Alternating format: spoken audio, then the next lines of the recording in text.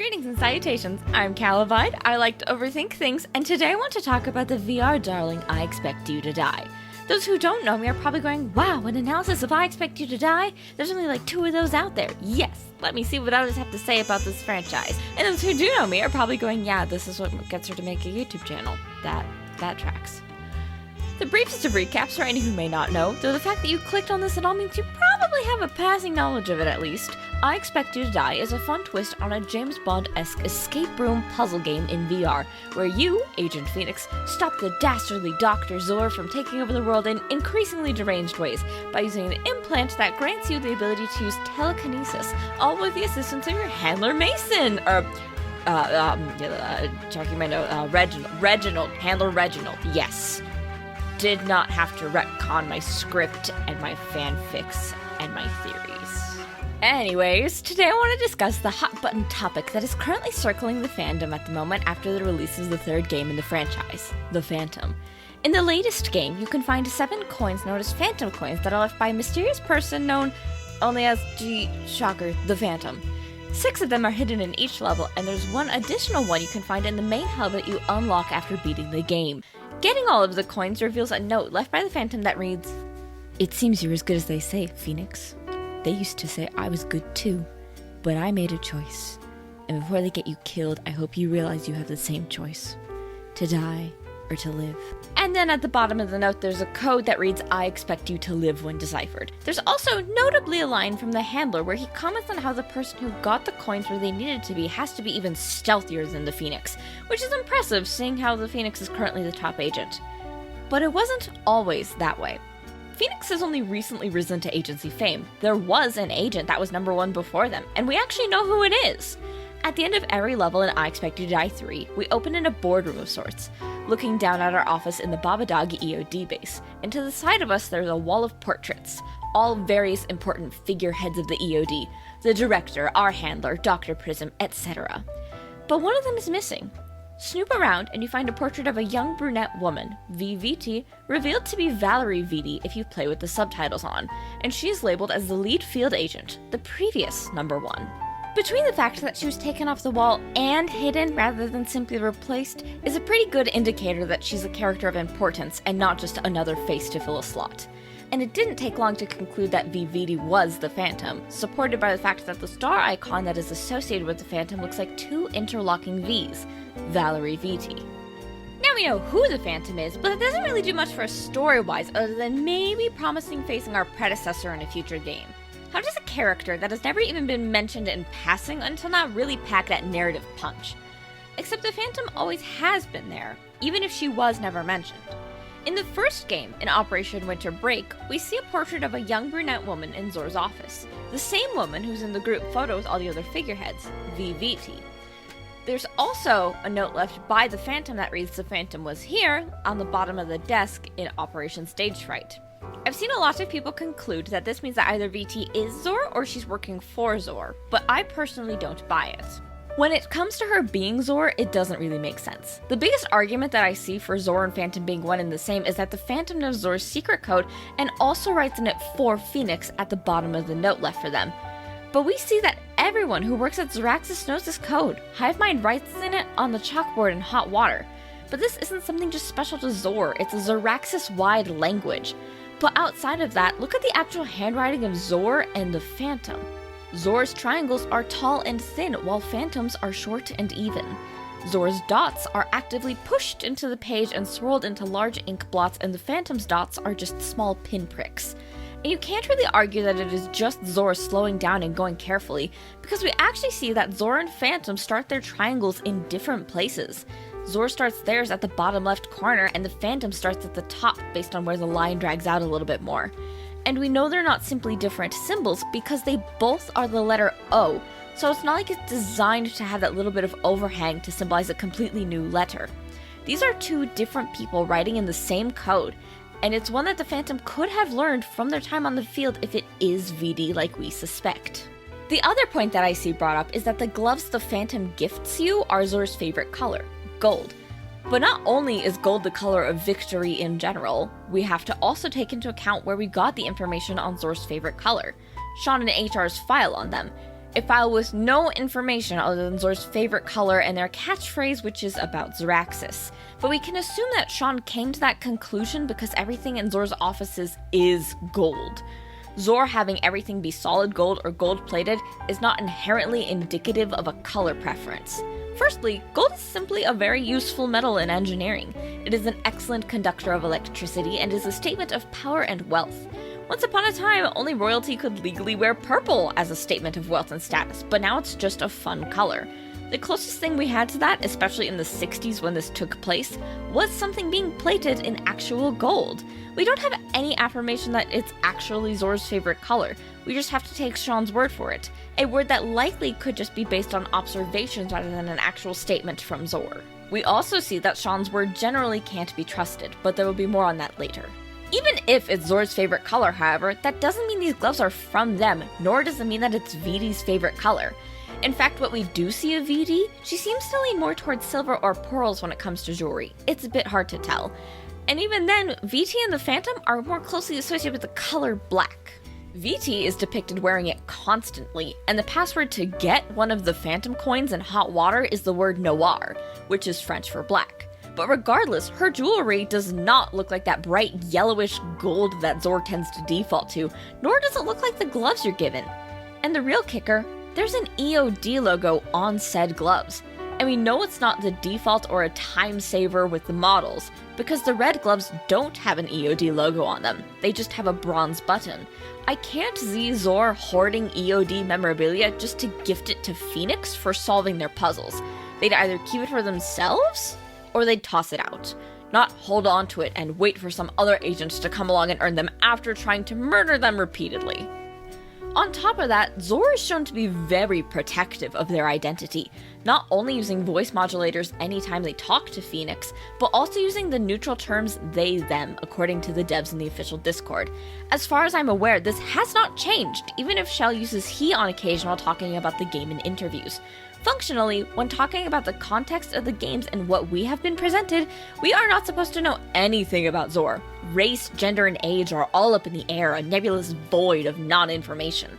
And we're supposed to think that this person, who has their identity hidden to the point of having a completely blank file, with nothing but confidential slapped all over it to go off of, also would have a massive portrait of themselves in their office. Their office that is primed to go off with traps in case an agent gets in. It seems reckless at best, and honestly really out of character to me. Zor having this egotistical display of themselves in their office is more like something that Juniper, the villain of the previous game, would have done. Zor isn't one to lavish themselves in attention and make themselves the focus of anything short of maybe their brand and slapping their name or the letter Z at the beginning of any of their products. They only come out of the shadows when things get serious. Phoenix interrupting Peacekeeper, finding their hidden lab where they ran the Kinesium experiments, Phoenix getting to Operation Kaboom and working with Prism, that kind of stuff. They wouldn't just have their entire identity on display and risk losing that anonymity they worked so hard to create. But you know what it does make me think of? A photo of a loved one on your desk. It is quite common in offices, be it corporate or cubicle, to have photos of your loved ones to get you through the day, to remember what you're doing it all for when you make your 1000th spreadsheet and want to bash your skull in on your desk. It's a way to have a piece of yourself and of what you care about at work. So, Zor knows Phantom, but isn't her. Why would they not be working together in that case? After all, Phantom seems just as keen on getting Phoenix off the field as Zor. Isn't that a good sign they have the same goals? Not exactly. Zor shows such contempt for Phoenix. They want that agent dead, and they want it to be as soon as possible. They don't want agent off the field by any means necessary, even if that's a comfy retirement. They want them gone, out of the picture. They celebrate when Phoenix dies. If you look at the coroner report, there's a note from Zor that says they understand if people want to take time to celebrate. Zor, the person who has crummy escape pods that frequently get their workers killed. The person who has little qualms about dropping their scientists into fiery infernos over who knows how minor of an infraction.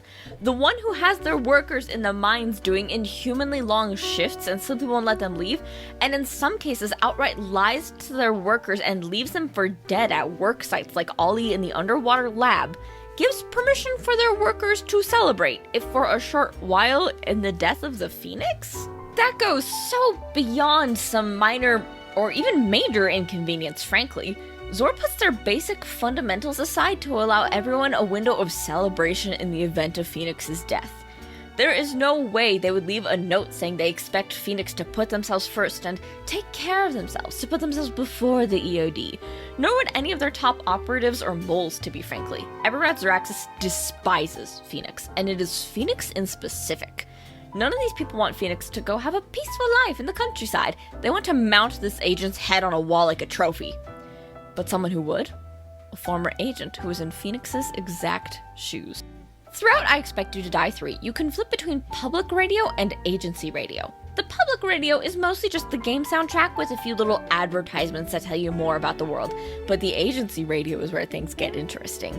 Through it, we get updates on the EOD's world. We hear a handler giving rundowns to all the agents about what's going on with the Kinesium experiments, what's up with Prism, rules and regulations about staying a football field away from other agents, and things like that. But one of the first things we hear from this agency broadcast is that Agent Phoenix is not just a secret agent. They're a famous secret agent. One that is so big that the amount of agents joining the EOD is staggering, and they will run out of Kinesium for their TK chips at this rate.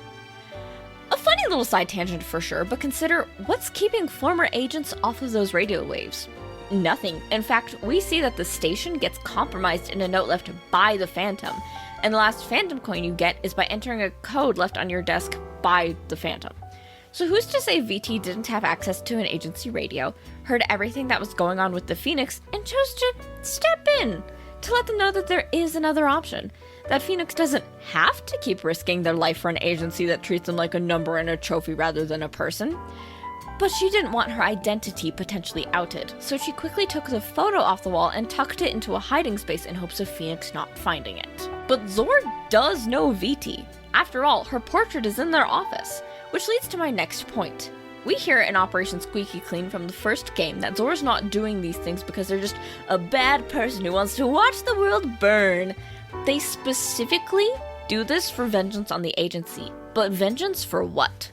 Sure, it could just be the agency constantly getting in the way of their plans, but what made them start down this path in the first place? What drove them to decide that they wanted to take the route of villainy? Surely there's gotta be something other than just they want to rule the world. Zor basically already ruled it at the beginning of the series.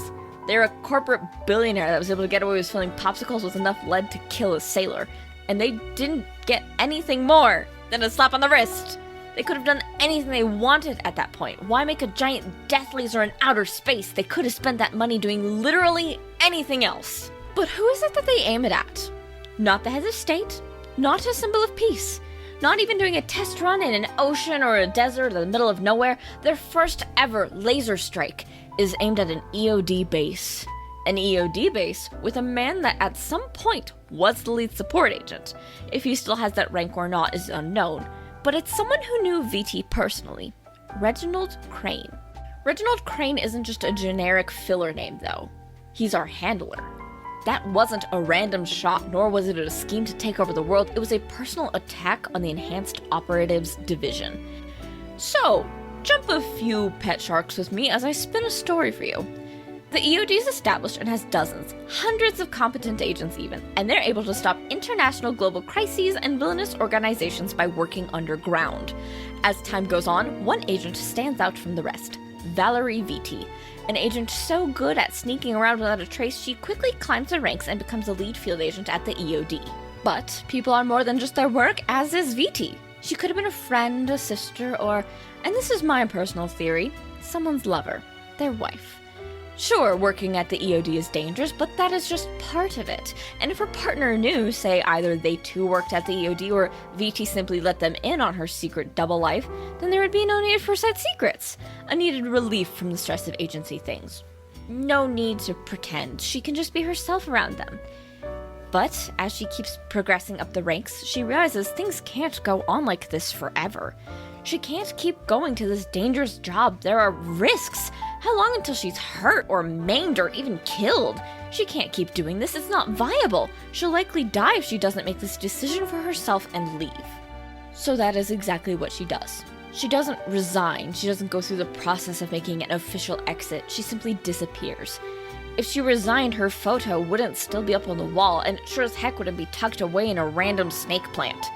The EOD could have found her a replacement, some sort of backup. Anyone who's worked in business has watched a coworker die and get replaced in a chillingly short amount of time, something that the EOD is certainly not above. They can't afford to be above it. Agents die every day. So there is no reason for VT's portrait to still be in that frame if she died. But if she simply vanished, that could explain why she's still up on that wall. The EOD didn't replace her because they may have still been looking for her. We know when an agent vanishes that the EOD sends people to try and recover them. The side of the Peacekeepers checked for Phoenix's body, and we know that thanks to Reginald's recording at the end of I Expect You to Die too. The EOD will always try to find an agent or whatever remains of them. Over time, perhaps they gave up, went to close the case but never got around to it because the EOD is always busy. But not everyone can move on so easily. VT's spouse never forgot, and they sure as hell never forgave either. Their wife was gone without a trace, and they had nothing left of her but photos and an EOD lighter that they kept in a safe in their office. They knew they had to get revenge. They had to make the people that took their loved ones suffer. So they went to work. They established a business and gave themselves a fake name Zor, even naming the business after themselves. They hunker down and simply plot and scheme for a while, clawing the way up the social and economic ladders. They cut every corner, take every shortcut. They hoard as much money as they possibly can and establish themselves as a cruel, immoral person that doesn't care about the health or safety of their workers on the way up. They don't have time to worry about that sort of thing. As time goes on, they start the second half of their plan, creating an entire establishment with the main goal of taking down the EOD. They take in anyone who will help with their goals, the more deranged the better. A scientist who loves to burn things and wants to create a super laser? Give her money and tell her to fire the first shot at the building their late wife used to work at. A pyromaniac who has little qualms about burning people alive? Wonderful, you're security now. A researcher into zoology that's trying to figure out how to weaponize bees? A bit unconventional, but you know what, why not? An unhinged fashion designer obsessed with maiming and death? Wonderful. You can deal with all the pains in my side that get in the way. Bonus points that she looks a lot like their late wife. Same brown hair, affinity for black, and hey, she doesn't know why they like her so much. Enough to allow private calls in a casual manner. Anything to finally bring down the people who cost them everything. But the death engine didn't work. Not only did some random pest destroy it, it didn't even take down one of the people they wanted dead the most, the lead support agent. Maybe Zor particularly hates the man who was supposed to be watching VT, keeping her safe. And now, not only is he alive, but he's taken on a new agent who's taking VT's place. Some random nobody who's been a pest, who should have died ages ago, not only was getting in their way, but was also apparently good enough to replace their lost loved one without so much as a passing glance? No. They were going to take down the EOD one way or another. The EOD is a secret organization from even the government. Maybe if they take hostile control, then they'll be able to take them down. Sure, they survived a laser strike, but there's no way they can survive nukes, right? Surely they can get their revenge. But no. That agent comes back. They come back and they ruin everything. By the time Operation Kaboom happens, not only has Phoenix ruined several of their most complicated plans that were years in the making, but they had solemnly taken the position of their late wife. They took the only thing she had left, a legacy. How dare that pesky Phoenix think they can just step in and replace the only one they held close, the only one they held dear, so carelessly, so thoughtlessly. They had to die. But it doesn't work. Of course it didn't. Phoenix wins and Zor's back to the drawing board. The only major thing that gets in the way of this is why wouldn't Viti tell her partner she was leaving the EOD and going into hiding? Well, the I Expect You to Die franchise isn't a stranger to having agents split off. In Operation Fifth Class, we see Phoenix try to rescue a woman known as Anna Udlanova. Anna says a few things to the agent, but the last thing that we hear is her saying she would try to come find them, but she had a suspicion that they wouldn't leave this life behind. They would never quit field work. So, we've seen a case where there's an agent and someone who's not quite in the circle, but is aware of what is going on, splitting off because the agent can't stop putting work first. In the same vein, we've seen other relationships fall apart due to someone being unable to stop putting work first. Leading up to the third game, Schell released a bunch of ciphers and puzzles that led to major lore drops. One of them was Sean's Desk, a collection of files made by Sean and HR about various characters from the franchise. Most of them were important characters. Solaris, Fabricator, Juniper, Zor, but there were two that were notable.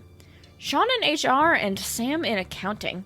Sean's is, of course, mostly just him inflating his own ego and talking about how good he is at making files on all the people at the EOD, but Sam is where things really get interesting. We have heard nothing about Sam up to this point. He has not been mentioned in passing, there's been no reference, there's been no hint or acknowledgement that this character even exists. So not only is it weird that we get an entire character file, but looking over this file, it is incredibly messy. It is full of snide insults, catty remarks. Sean has filled this report with so much resentment, it is practically dripping venom. But over what? A bad breakup. Sam tells Sean that he can't be with him because Sean won't stop putting work first. And Sean chooses to cope with these feelings by filling this report with pure hatred. We don't get any chance to see anything about Sam other than this report from Sean. This tells us two things. Number one, that Sean cannot be trusted as a reliable relayer of information. But number two, and much more importantly, Schell thought that this was important for us to see. Why would Schell show us this now, during this window of time where everyone's clawing for more lore and content about the third game? Why show a random lover's quarrel between one character we've heard mentioned once and another character we have never heard at all in the middle of this quintessential moment of marketing? What is so important about getting this lore on Sean and Sam? But what if it's not their lore we are meant to focus on? This series now has a running theme of two people getting along, maybe even being in love or romantically inclined, and then it falling apart because someone won't stop putting work first. Phoenix and Anna, Sam and Sean, and now, or rather long in the past, VT and Zor. Maybe the two were in a rough patch or had gotten into arguments about how dangerous VT's work was, about how she was going to end up going to work and not coming home someday. Maybe VT was sick of feeling this upset resentment for her partner and decided she just didn't want to quit the EOD and try to fix things with Zor. She wanted out, she wanted to start over, completely over. She just wanted to live. Or maybe Zor's just evil and the next game will throw a total curveball that has absolutely nothing to do with anything I just said. I don't know. If nothing else, I'm sure there's a sad fanfic author out there who will see this and use it as a horrendously angsty plotline in an AU or something. Like I said, I'm Calibite, I like to overthink things, and if you like to overthink things, please hop in the comments and pour your brains out. I love that stuff. Until next time, agents.